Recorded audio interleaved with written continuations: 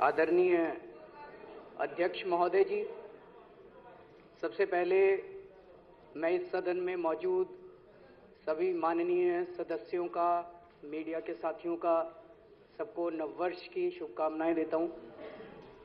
मैं उम्मीद करता हूं कि आने वाला साल आपके लिए, आपके व्यक्तिगत तौर पे, आपके परिवार के लिए, आपकी प्रोफेशनल लाइफ के लिए, सबके लिए मंगलमय हो। एक चीज जो आज चर्चा में उठी, भ्रष्टाचार।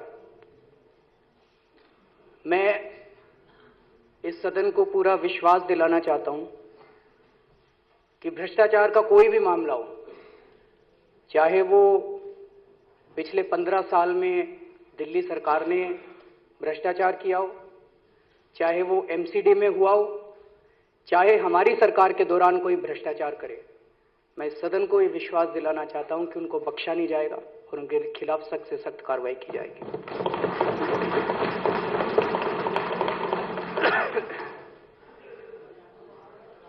आम आदमी कौन है? अभी बहुत ही माननीय सदस्य ने कहा कि रैन बसेरे में रहने वाला व्यक्ति आम आदमी है, चने और कुलचे बेचने वाला आम आदमी है, चाय की रेहड़ी लगाने वाला आम आदमी है। बिल्कुल वो आम आदमी है, लेकिन शायद भारतीय जनता पार्टी इस देश के अन्य लोगों को आम आदमी नहीं मानती, लेकिन आम आदमी पार्टी इस देश के मिडिल क्लास के लोगों को भी आम आदमी मानती है। इस देश के हर उस शख्स को आम आदमी मानती है जो इस देश में एक ईमानदार व्यवस्था चाहता है,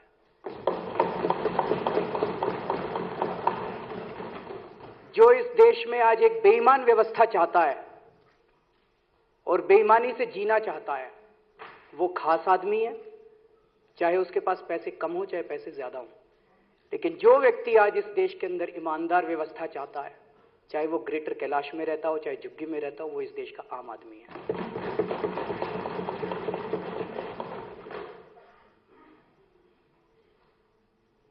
अध्यक्ष महोदय, मैं आपके सामने इस देश के आम आदमी की व्यथा रखना चाहता हूं। मैं बहुत सारी चीजें बोलूंगा, मेरी बातें किसी भी व्यक्ति विशेष के खिलाफ नहीं है और ना ही किसी पार्टी विशेष के खिलाफ है।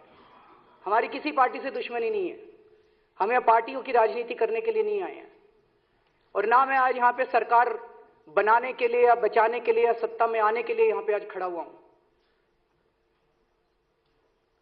हम लोग कौन है? ये 28 लोग कौन है? इनमें ये वंदना है, हाउसवाइफ है। ये क्या जरूरत पड़ी थी इसको चुनाव लड़ने की? वो पीछे अखिलेश मणि त्रिपाठी खड़ा है, दिल्ली में सिविल सर्विसेज के एग्जाम देने के लिए आया था। क्या जरूरत पड़ी थी उसको चुनाव लड़ने की? वो पीछे धर्मेंद्र कोहली है, उसकी बहन का कत्ल हो गया, शहीद हो गई उसकी बहन। हम सब बाहर के लोग थे, आम आदमी थे, हम लोग बहुत छोटे लोग हैं, बहुत मामूली लोग हैं, हमारी कोई औकात नहीं है। हमने कभी जिंदगी में नहीं सोचा था हम चुनाव लड़ेंगे, हमने कभी जिंदगी में नहीं सोचा था पार्टी बनाएंगे, लेकिन आज इस सदन को सोचना पड़ेगा कि इस देश के आम आदमी को चुनाव लड़ने की जरूरत क्यों पड़ी। इस देश का आम आदमी क्या चाहता है? इस देश का आम आदमी चाहता है कि उसको 2 वक्त की रोटी मिल जाए। इस देश का आम आदमी चाहता है उसको तन ढकने के लिए कपड़ा मिल जाए। इस देश का आम आदमी चाहता है उसके सर पे छत हो और उसके घर में बिजली पानी हो। इस देश का आम आदमी चाहता है कि उसके बच्चों को शिक्षा मिल जाए। इस देश का आम आदमी चाहता है कि मेरे घर में कोई बीमार हो तो उसका इलाज हो जाए। इस देश का आम आदमी चाहता है कि उसके बच्चे सुरक्षित हों, उसका परिवार सुरक्षित रहे, सुरक्षा चाहता है इस देश का आम आदमी। और इस देश का आम आदमी चाहता है एक अच्छी न्याय व्यवस्था। बस यही चाहता है इस देश का आम आदमी। लेकिन आज 65 साल में उसको ये व्यवस्था नहीं मिली। क्यों नहीं मिली, ये सोचने की जरूरत है और हम सब लोगों को सोचने की जरूरत है। इसमें कोई बीजेपी, कांग्रेस, आम आदमी पार्टी की पॉलिटिक्स नहीं है। हम सब लोगों को ये सोचने की जरूरत है कि 65 साल में इस देश के आम आदमी को ये 6-7 चीजें क्यों नहीं मिल पाई। अभी 2 दिन पहले मैं पढ़ रहा था, दिल्ली के अंदर 2 लोग ठंड के अंदर ठिठुरते हुए मर गए। अब इसमें राजनीति करने की जरूरत नहीं है, लेकिन हम सब लोगों को मिलकर सोचना पड़ेगा, इस सदन को सोचना पड़ेगा, दिल्ली के लोगों को सोचना पड़ेगा। आजादी के बाद से आज तक पता नहीं अरबों खरबों कितने करोड़ों अरबों खरबों कितने पैसे खर्च हो गए। अगर वो पैसे ठीक खर्च हो जाते तो शायद इस देश के व्यक्ति को ये सब तो मिल जाता जो छोटी छोटी उसकी ख्वाहिशें हैं, लेकिन वो सारे पैसे गए कहां, ये इस देश का आम आदमी जानना चाहता है। वो पैसे कहां गए सारे के सारे? वो सारे इस देश की राजनीति की भेंट चढ़ गए। इस देश की राजनीति भ्रष्ट हो चुकी है, हमें मानना पड़ेगा। इस देश की राजनीति खराब हो चुकी है, इस देश की राजनीति का अपराधीकरण हो चुका है। आज शिक्षा खराब है क्योंकि राजनीति खराब है। आज स्वास्थ्य खराब है क्योंकि राजनीति खराब है। आज बिजली पानी सड़कें खराब है क्योंकि राजनीति खराब है। हम सब लोगों को मिलकर इस देश की राजनीति को सुधारना पड़ेगा।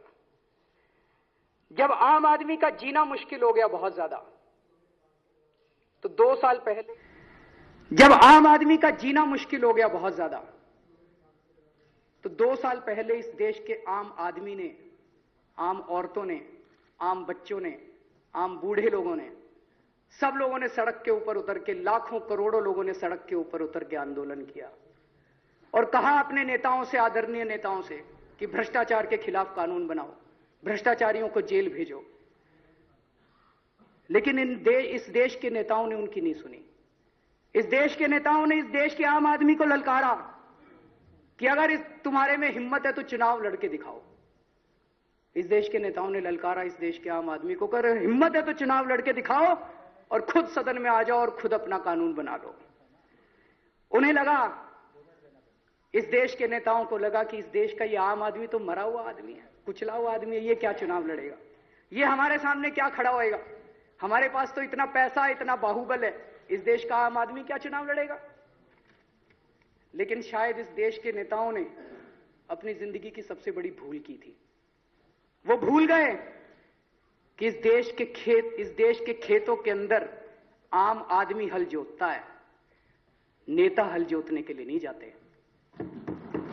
इस देश का आम आदमी कपड़ा बनाता है, नेता कपड़े नहीं बनाते।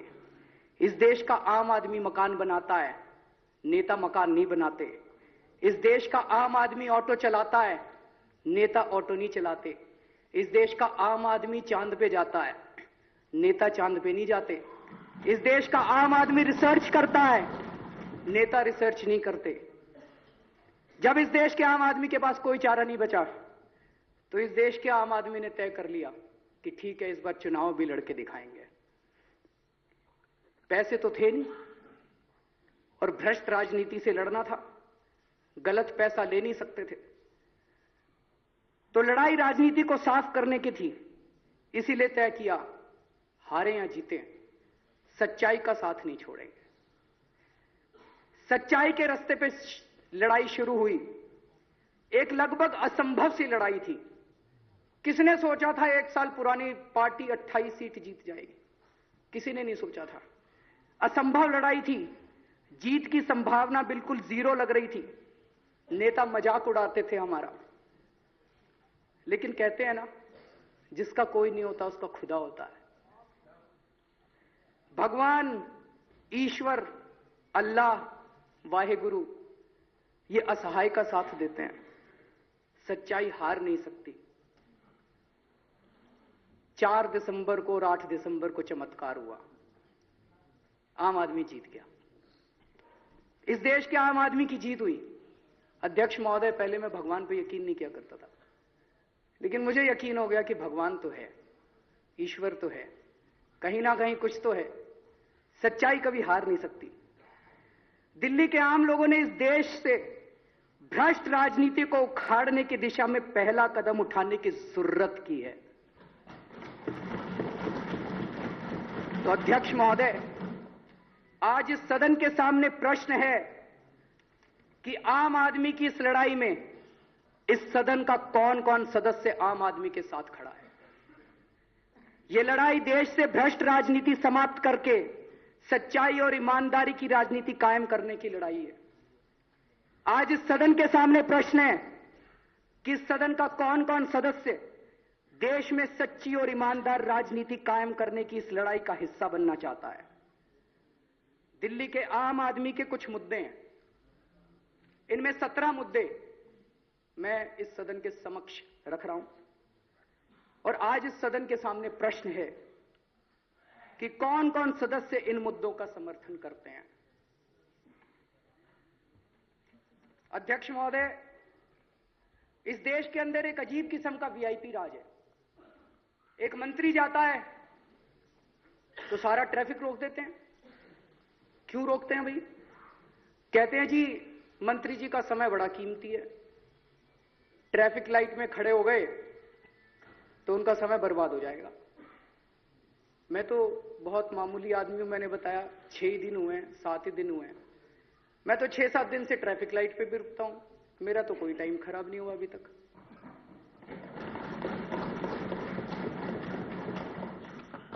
कहा जाता है कि उनकी सुरक्षा को खतरा है।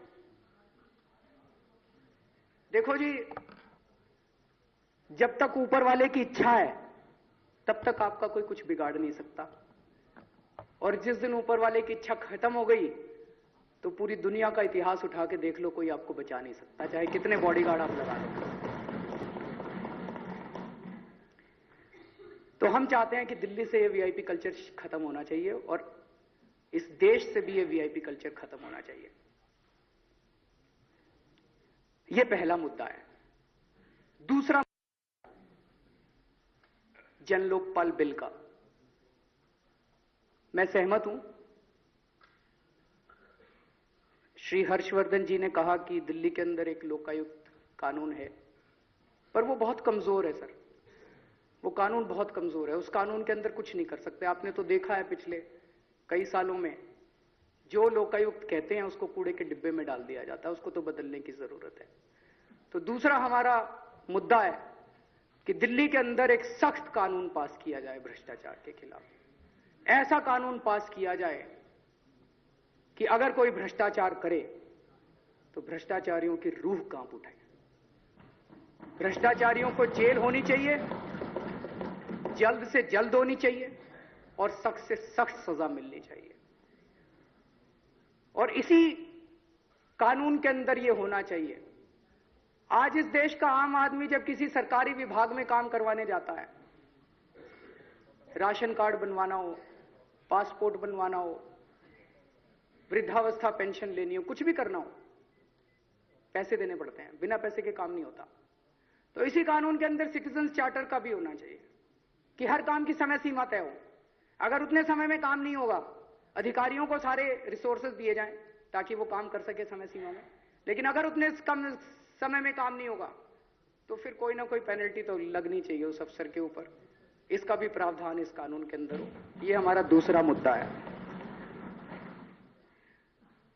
आज दिल्ली के अंदर एक बड़ी अजीब व्यवस्था है। दिल्ली क्या, पूरे देश के अंदर राशन कार्ड लोगों के नहीं बनते। छोटी सी चीज है, राशन कार्ड बनने चाहिए, व्यवस्था के अंदर खुद ही बन जाने चाहिए। उसके बाद वो बेचारा काउंसलर के पास जाता है, वो बेचारा एमएलए के पास जाता है, वो बेचारा फिर मुख्यमंत्री के पास आता है, फिर भी उसका राशन कार्ड नहीं बनता। आज आपको अपने इलाके में कुछ भी काम कराना हो, आप जाके कह दो जी वो स्ट्रीट लाइट खराब है, उसका बल्ब ठीक करा दो। रात को मेरी बेटी कॉलेज से आती है तो इसलिए वो असुरक्षा होती है।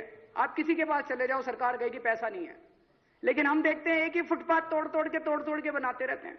पैसा तो है, पैसे की तो कमी नहीं है, लेकिन जो जनता चाहती है वो काम नहीं होते। सरकार या तो अपने बंद कमरों में निर्णय ले लेती है, उसमें कोई भी कारण हो सकता है, भ्रष्टाचार हो सकता है। भाई जब तक 50 करोड़ से कम का काम नहीं होगा तो काम ही नहीं समझते, 100 करोड़ से कम का काम नहीं होगा तो काम ही नहीं समझते। मेरे इलाके में सरकारी पैसा कहां खर्च होना चाहिए, ये अब इस देश के नेता और अफसर तय ना करें, ये इस देश की जनता तय करे, उस इलाके के लोग तय करें। इसीलिए तो हमने आजादी की लड़ाई लड़ी थी, इसलिए थोड़ी लड़ी थी कि वो अंग्रेज चले जाएंगे और दूसरे किस्म के लोग आ जाएंगे। इसलिए थोड़ी लड़ी थी कि पहले अंग्रेजों के खिलाफ लड़ा करते थे, अब अपने नेताओं के चक्कर काटेंगे। तो हम दिल्ली के अंदर शुरू करना चाहते हैं, स्वराज की परिकल्पना है हम लोगों की। इसी को स्वराज कहते हैं, सीधे जनता का राज, मेरा राज, जनता का राज। ये स्वराज का कानून हम दिल्ली के अंदर लाना चाहते हैं। ये तीसरा मुद्दा है, दिल्ली को पूर्ण राज्य का दर्जा मिले। इसमें तो मुझे लगता है किसी पार्टी को, बीजेपी के भी मैनिफेस्टो में है, कांग्रेस भी इसके लिए लड़ती रही है, आम आदमी पार्टी भी ये मांग कर रही है। पांचवा मुद्दा है बिजली कंपनियों का ऑडिट। ऑडिट तो होना ही चाहिए, क्यों नहीं होना चाहिए? और बिजली कंपनियों का ऑडिट होने के बाद जो रिपोर्ट आए वो इस देश की जनता के सामने रखी जाए, और उसके बाद हम सब लोग मिलकर तय करें कि बिजली के रेट क्या होने चाहिए। इसमें पार्टीबाजी ना करें, कोई कहता 30%, कोई कहता 50%, ये सारी अलग है। हम सारे मिलकर तय करें कि दिल्ली के अंदर बिजली के रेट क्या होने चाहिए, लेकिन एक सच्चाई पता तो चले कि इन बिजली कंपनियों में आखिर हो क्या रहा है। ये हमारा पांचवा मुद्दा है। छठा मुद्दा, कई बार आरोप लगाया गया है कि दिल्ली के अंदर मीटर बड़े तेज चल रहे हैं, इसके कई आंकड़े भी दिए गए हैं। इन मीटरों की जांच होनी चाहिए।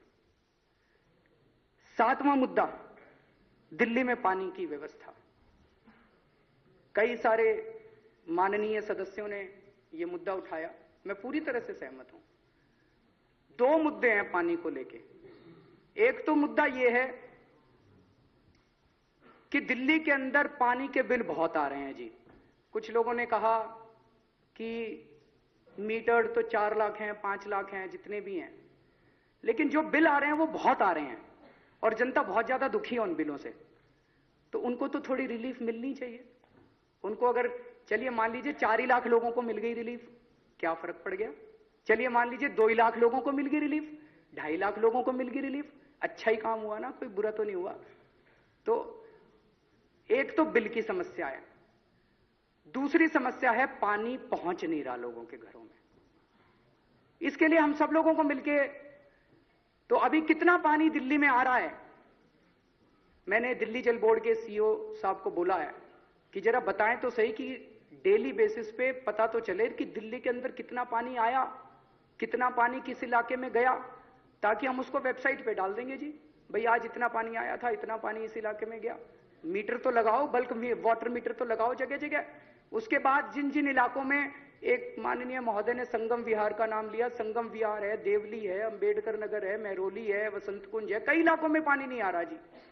तो पता तो चले कितना पानी आ रहा है, और जिन इलाकों में पानी नहीं आ रहा उस पानी को पहुंचाने की क्या व्यवस्था की जाए, ये हम सब लोगों को मिलकर बैठ के सोचने की जरूरत है। ये 7वां मुद्दा है। 8वां मुद्दा है दिल्ली की अनाधिकृत कॉलोनियों का। अभी अभी सरकार बनी है, हम चाहते हैं और आप लोग भी चाहते हैं, आज सबकी बातें सुन के मुझे अच्छा लगा, सारी पार्टियां चाहती हैं कि इस दिल्ली के जो लोग अनऑथराइज्ड कॉलोनीज के अंदर रह रहे हैं वो बहुत ही गंदी जिंदगी जी रहे हैं, ना उनकी बेसिक सुविधाएं हैं उनके पास, उनको बेसिक सुविधाएं मिलनी चाहिए। उसका समाधान ये सदन ही निकालेगा, हम सब लोगों को मिलकर उसका समाधान निकालने की जरूरत है। 9वां मुद्दा है दिल्ली की झुग्गी बस्तियां। कोई भी आदमी झुग्गी में मर्जी से तो नहीं रहता, गरीबी में ही रहता है। तो इन झुग्गी बस्ती वालों के लिए भी हमें कुछ समाधान निकालना पड़ेगा, और जब तक समाधान ना निकले इनकी झुग्गियां ना तोड़ी जाएं, क्योंकि एक आदमी का जब घर टूट जाता है ना जी, उसके पास कुछ नहीं बचता, उसके बाद वो सड़क पे आ जाता है, फिर वो कहीं ना कहीं तो झुग्गी डालेगा। आप इधर से तोड़ दो तो वो उधर डाल लेगा, वो उधर से तोड़ दो तो इधर डाल लेगा। कुछ समाधान निकालना पड़ेगा इनका।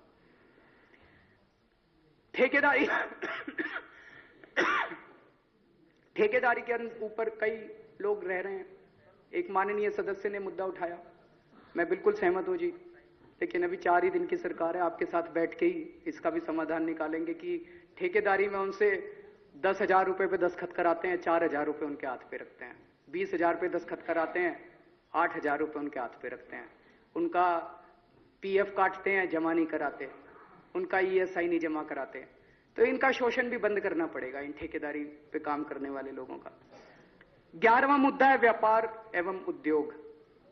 इस दिल्ली के व्यापारी, बहुत सारे व्यापारी आते हैं मेरे पास। इस देश का 99% व्यापारी ईमानदारी से काम करना चाहता है जी, लेकिन हमारी व्यवस्था पूरी ऐसी बनाई गई है कि हर व्यापारी को एक चोर की निगाह से पूरी व्यवस्था देखती है, सरकार देखती है। सरकार ये सोचती है, हर व्यापारी को ये सोचती है इसने चोरी कर रखी है। व्यापारी ये कहता है मेरे से टैक्स ले लो लेकिन मेरा पीछा तो छोड़ो, मेरे को धंधा तो करने दो। वो टैक्स खुशी खुशी देना चाहता है, लेकिन वो ईमानदारी से काम करना चाहता है। तो इस पूरी व्यवस्था का भी अपने को सरलीकरण करना पड़ेगा, सबको बैठ के ही सरलीकरण करना पड़ेगा। रिटेल में एफडीआई, हम तो इसका विरोध करते हैं और बीजेपी भी इसका विरोध करती है, तो मुझे तो लगता नहीं सदन में इसकी कोई दिक्कत होनी चाहिए। दिल्ली के गांव देहात, आज दिल्ली में किसान को किसान नहीं समझा जाता। दूसरे राज्यों के अंदर बीज पे सब्सिडी मिलती है, खाद पे सब्सिडी मिलती है, दिल्ली के किसानों को नहीं मिलती। मुझे तो लगता नहीं भी किसी को भी इस पे एतराज होगा कि दिल्ली के किसानों को भी किसानी का दर्जा तो मिलना चाहिए, और अगर उनके भूमि का अधिग्रहण होता है तो जबरदस्ती नहीं होना चाहिए। लाल डोरा का विस्तार होना चाहिए। 14वां मुद्दा है शिक्षा। आज दिल्ली के सरकारी स्कूलों की हालत बहुत खराब है। कोई अपने बच्चे को चाह के सरकारी स्कूल में तो नहीं भेजना चाहता। मुझे नहीं लगता हमारे में से यहां पे किसी के भी बच्चे सरकारी स्कूल में पढ़ते हैं। हमारे में से किसी का भी, कोई भी आदमी अपने बच्चों को सरकारी स्कूल में नहीं भेजना चाहता। सरकारी स्कूलों की हालत सुधरनी चाहिए, सरकारी स्कूलों की संख्या बढ़ाई जानी चाहिए। और प्राइवेट स्कूलों ने जो धांधली मचा रखी है दिल्ली के अंदर, डोनेशन के नाम पे, फीस के नाम पे, डोनेशन का सिस्टम तो बंद करना चाहिए। और यह फीस कैसे तय की जाती है, इसका कोई पारदर्शी तरीका निकालना चाहिए, कोई फॉर्मूला निकालना चाहिए। 15वां मुद्दा स्वास्थ्य का। आज किसी सरकारी अस्पताल में चले जाओ, बहुत बुरा हाल है वहां पे। तो सरकारी अस्पतालों के अंदर प्राइवेट अस्पतालों से भी अच्छा इलाज होना चाहिए। 16वां मुद्दा है महिला सुरक्षा का, कि महिलाओं की सुरक्षा के लिए एक अलग स्पेशल महिला सुरक्षा दल बनाया जाए। दिल्ली के अंदर पिछले 1 साल में कई रेप हुए। अखबार में मैंने एक पढ़ा था, 15 अक्टूबर तक लगभग 1330 रेप हो चुके थे। एक दामिनी के बारे में तो अपने को पता, दामिनी का मुद्दा तो खूब उठ गया, तो फास्ट ट्रैक कोर्ट भी बन गया, 7-8 महीने में उनको सजा भी मिल गई। बाकी 1329 केसेस का क्या हुआ किसी को पता ही नहीं, वो खुलेआम घूम रहे हैं, 20 साल चलते रहेंगे केस। तो कम से कम ऐसी व्यवस्था तो हो अपनी न्याय व्यवस्था कि महिलाओं के साथ अगर कोई गलत काम हो तो उस मामले में 3 से 6 महीने के अंदर उस व्यक्ति को सजा मिलना चाहिए, उसकी ट्रायल पूरा होकर उसको सजा मिलनी चाहिए और सख्त से सख्त सजा मिलनी चाहिए। और आखिरी मुद्दा है न्याय व्यवस्था, कि आज कई कई सालों तक केस लंबित पड़े रहते हैं।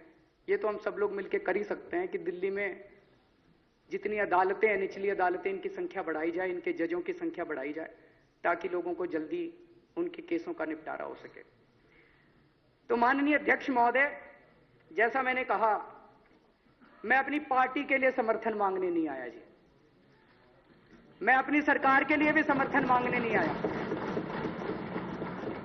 मैं सर 2 मिनट,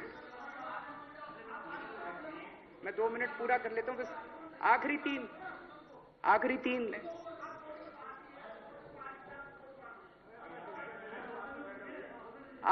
लाइन बची हैं जी। आखिरी 3 लाइन बची है। मैं 3 प्रश्न रखना चाहता हूं इस सदन के सामने। जैसा मैंने कहा था कि दिल्ली के आम लोगों ने इस देश से भ्रष्ट राजनीति को उखाड़ने की दिशा में पहला कदम उठाने की जरूरत की है। आज इस सदन के सामने प्रश्न है कि आम आदमी की इस लड़ाई में इस सदन का कौन कौन सदस्य आम आदमी के साथ खड़ा है। दूसरा प्रश्न है, ये लड़ाई देश से भ्रष्ट राजनीति समाप्त करके सच्चाई और ईमानदारी की राजनीति कायम करने के लिए। आज इस सदन के सामने प्रश्न है कि इस सदन का कौन कौन सदस्य देश में सच्ची और ईमानदार राजनीति कायम करने की इस लड़ाई का हिस्सा बनना चाहता है। और तीसरा प्रश्न, मैंने इस सदन के सामने 17 मुद्दे रखे हैं जी। आज इस सदन के सामने प्रश्न है कि कौन कौन सदस्य इन मुद्दों का समर्थन करते हैं। माननीय अध्यक्ष जी, जो प्रस्ताव मेरे साथी मनीष सिसोदिया द्वारा पेश किया गया है उसे सदन द्वारा पास किया जाए। बहुत बहुत शुक्रिया।